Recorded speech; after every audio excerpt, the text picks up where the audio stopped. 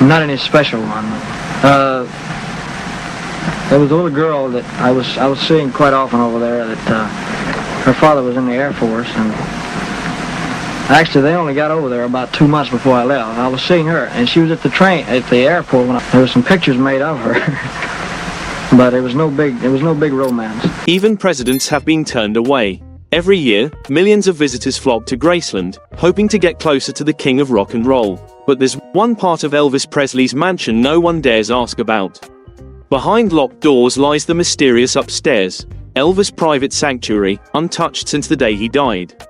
What could be hidden there that's so secret? It's been sealed for nearly 50 years. Graceland isn't just a mansion, it's a cultural monument, a glimpse into Elvis' world. But it's not what visitors see that keeps them talking, it's what they can't. Graceland is the second most visited home in America, not a political powerhouse, but the palace of a rock legend. Perched in Memphis, Tennessee, Graceland spans 14 acres and draws nearly 500,000 people each year. The house isn't frozen in time, it lives in it, with shag carpets, mirrored ceilings, and the famous jungle room. Beyond the house, the meditation garden is where Elvis was laid to rest.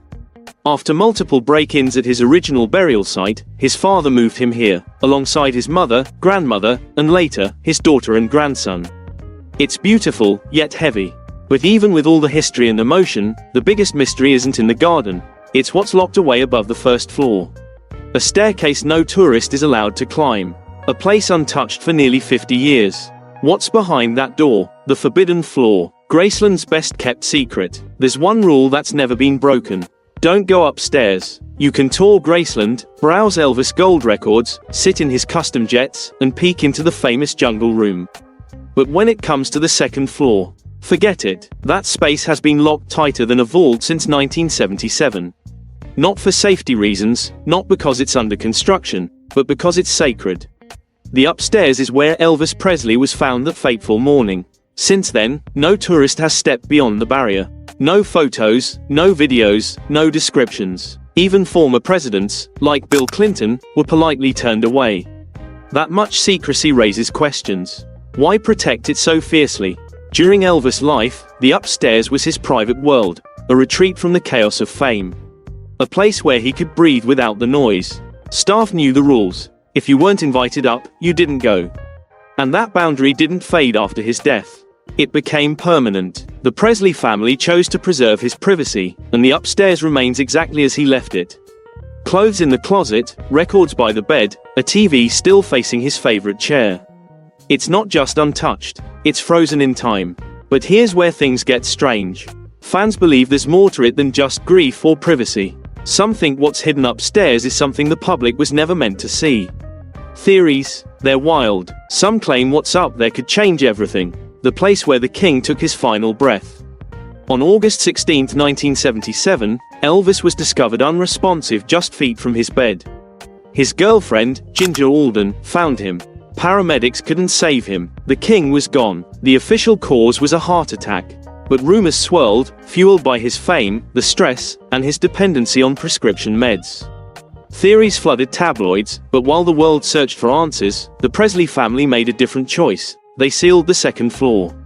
Not a single item moved. His bed remained made, his books untouched, and the mystery only deepened. Even the television across from Elvis' favorite chair remains exactly as he left it.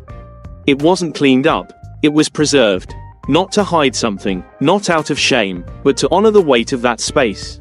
Because that bathroom wasn't just any room, it's where a cultural icon took his final breath. And the Presley family didn't want it to become a spectacle. Turning it into a tourist attraction might have satisfied curiosity, but it would have cheapened his legacy. It would have turned a sacred home into a haunted house, a shrine into a sideshow.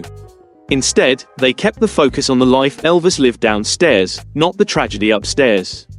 So while millions visit the vibrant world of Elvis below, the second floor remains sealed, quiet, still.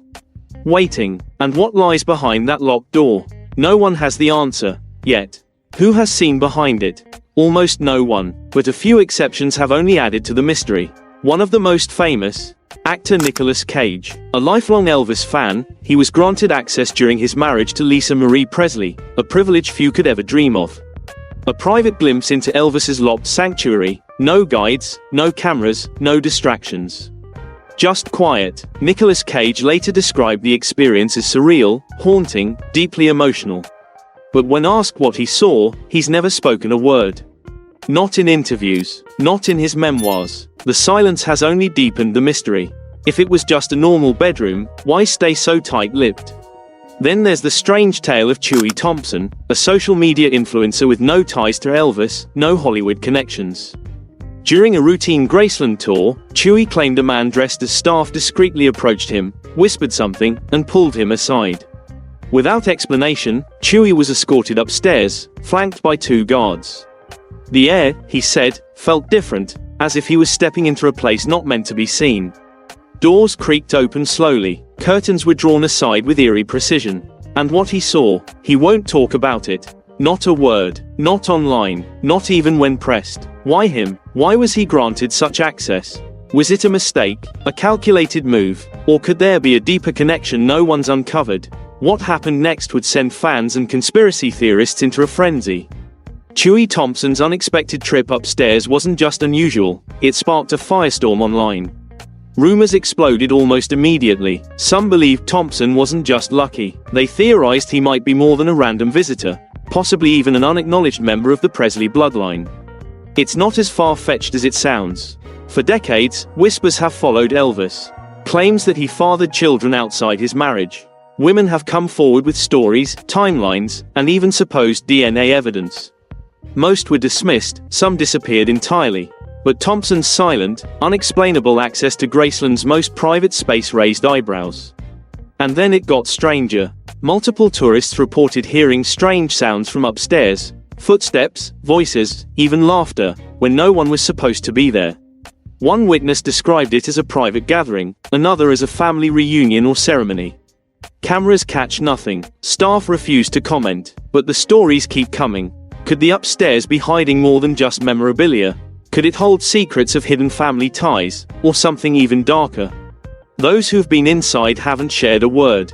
Respect, fear, or something deeper.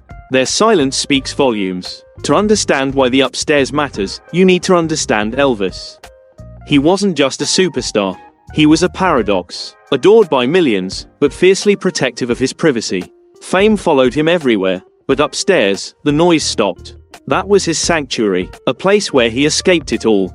He'd stay up reading spiritual texts, watching TV, or quietly strumming his guitar, long into the night. His bedroom wasn't just a place to sleep, it was his fortress. Custom-built bed, favorite records at arm's reach, shelves filled with books on philosophy and religion. And a button by his bedside, wired straight to the kitchen, one push, and staff would bring his favorite midnight snack, peanut butter and banana sandwiches. It wasn't just extravagance, it was personal. Every detail had meaning, yet, this sanctuary of comfort became the scene of Elvis's final moments. That alone gives the room a weight most of us can't fully grasp. It's not just a space, it's a story, with a beginning, middle, and heartbreaking end. That's why the Presley family refuses to let it become a tourist attraction. It's not meant for flash photography or casual curiosity. It must stay sacred, because once the world steps in, you risk rewriting the legend.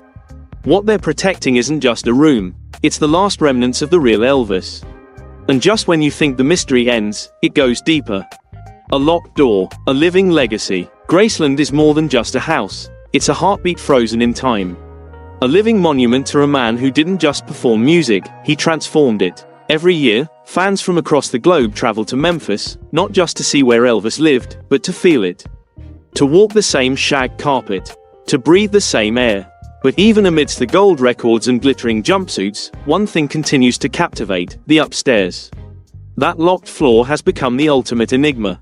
Elvis lived his life under a microscope, but upstairs. That was the one place no one could touch. Even in death, his family made sure that boundaries stayed intact. To this day, no official footage, no photographs, no virtual tours. Maybe that's for the best. In a world obsessed with exposure, some things should remain hidden. The locked floor is more than just space, it's a symbol. Of reverence, of restraint, of remembrance. And while we may never know what secrets lie behind that door, the silence around it has become part of the legend itself. Elvis may have left the building, but what he left behind still echoes through it. Thank you for watching. Don't forget to like and subscribe, and we'll see you next time.